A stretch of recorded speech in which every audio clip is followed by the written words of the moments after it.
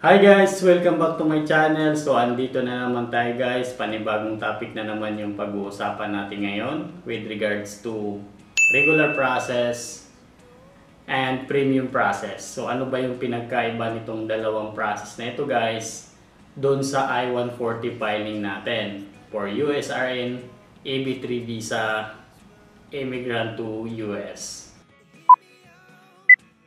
Ano ba yung pinagkaiba nitong dalawang process na ito? Magkano ba yung babayaran nito? At meron ba tayong disadvantage?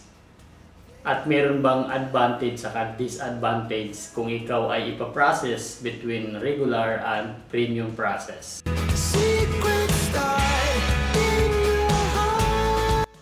So guys, the I-140 guys, this is your start journey to your American dream. So, napaka-importante nito guys. Kaya nga bago ka mag-decide guys na may file ka na ng employer mo or your petitioner, make sure na 100% decided ka na guys. Kasi pag once na file ka na dito, so like meron na kayong bind contract between you and your petitioner. So, kailangan talaga guys 100% ka na decided na sa kanila ka na talaga, kasi pag once final ka na, meron na kayong bind contract nitong I-140 filing na to guys. Kaya make sure kung meron kang employment contract, make sure that 100% review mo na, 100% okay ka na, kasi para na tong mag-shota guys. So kung mag-shota na kayo guys, meron na kayong relationship between you and your petitioner. So kung mag-shota na kayo, so meron ka ng agreement dito guys. Kasi guys, hindi pwede yung pag na-file ka na ng I-140 and soon magbo-back out ka kasi meron kang ibang nakitang mas maganda. So talagang meron na kayong internal agreement nitong I-140 filing na ito guys. Kasi si petitioner, initially gumastos na sila sa inyo. So, final na kayo sa USCIS, yung documents nyo na-upload na doon sa USCIS. So, meron ng expenses, meron ng process na nangyayari dito. Kaya once again, make sure that before you will decide to file your I-140 by your petitioner, make sure na 100% okay ka na. Contract, check your contract, check the location, saan ba sa US, kung komportable ka na, everything is fine, then proceed to the process. So guys, the first topic that we will discuss here about difference of regular and premium process is the time frame. So yun nga guys, if your employer, your petitioner, and you decided agree that you will undergo for premium process, so ang time frame nga nito guys is only 2 weeks or 15 days. Within 15 days guys, makaka-receive ka na ng approved I-140. But take note guys, 2 weeks or 15 days, makaka-receive ka na either approved or RFE, required for evidence. So, hindi to porket guys 15 days, marireceive mo na yung approved I-140 mo, meron ding chances na ma-extend ka pa kasi nga kailangan na nila ng required for evidence. So baka meron pang clarification about your documents that you submitted. So the USCIS kailangan nila ng further clarification or further support documents dun sa mga sinasubmit mong documents. So meron silang clarification. Ang tawag niyan guys is RFE or required for evidence. So in short period of time, you will receive in 15 days, in 2 weeks or more, in 2 weeks, meron ka ng result na either approved or RFE. So hopefully, wala nang issue para meron ka na agad secured I-140 once ma-approve ka na. While in the other hand guys, yung regular process guys, ito yung talagang standard process ng USCIS filing to your I-140. So standard process guys means it will take months.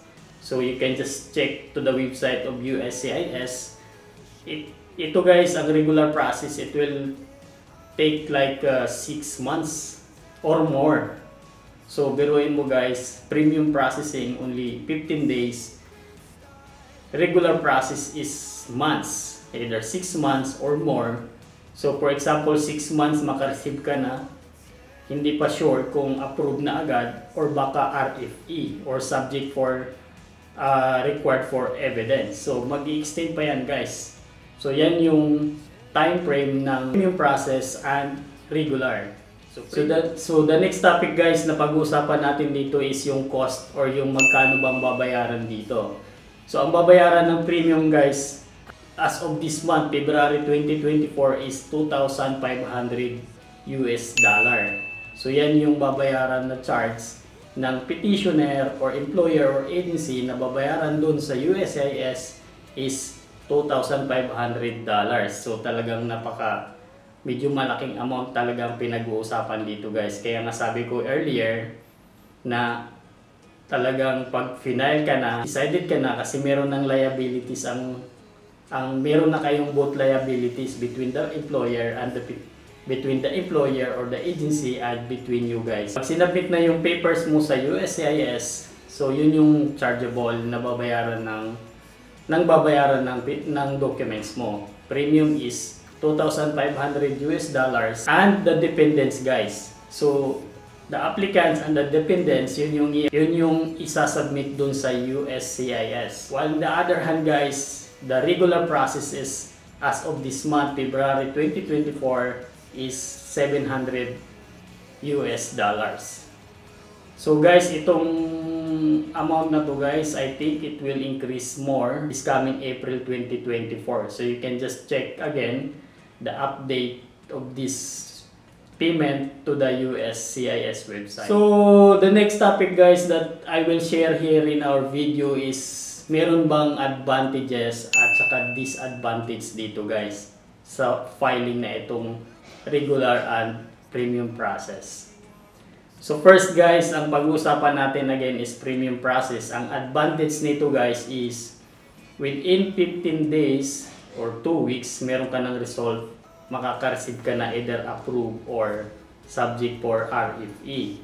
So kung approved guys, congratulations kasi meron ka ng secured priority date. Kaya nga guys, kung opinion ko ang tatanungin nyo, makipag-negotiate ka dun sa petitioner mo, sa employer mo or agency na dapat premium process. Kasi ito naman talaga ang kailangan natin guys is to secure a priority date. Kasi yung priority date guys, napaka-importante nun kasi yun yung line up mo dun sa visa bulletin. So, although sasabihin sa'yo na retrogression naman ngayon, so magre-regular process lang tayo para makatipid. Kaya lang, ang disadvantage no guys is it will take time na makasecured ka ng priority date. Kung gusto mong malaman about priority date guys, may mga video na rin tayong in-upload dyan. Priority date and retrogression para maintindihan mo yung details na yun. So yan yung number 1 the advantage for the premium process guys. Within 15 days, within 2 weeks, makaka-receive ka na ng priority date. While the disadvantage nga nitong premium process guys is very costly nga lang. So medyo mataas yung payment na babayaran dito is 2,500. Kaya nga yung ibang petitioner, yung ibang employer agency, sasabihin nila sa'yo na regular process. Pero napakatagal nun. Kasi nga, pag regular is most likely mas mababa dun sa premium process. While the regular process guys, the advantages dito guys is mura. So, very less yung babayaran ng petitioner and the employer or the agency kasi $700 lang guys comparing to the premium. So, ito yung advantage nila. So, mas mababa. Ang disadvantage naman nito is napakatagal. So, ang tagal nang hinihintayin mo kasi nakapila ka dun sa USCIS, dun sa standard process na re-reviewin nila yung documents mo.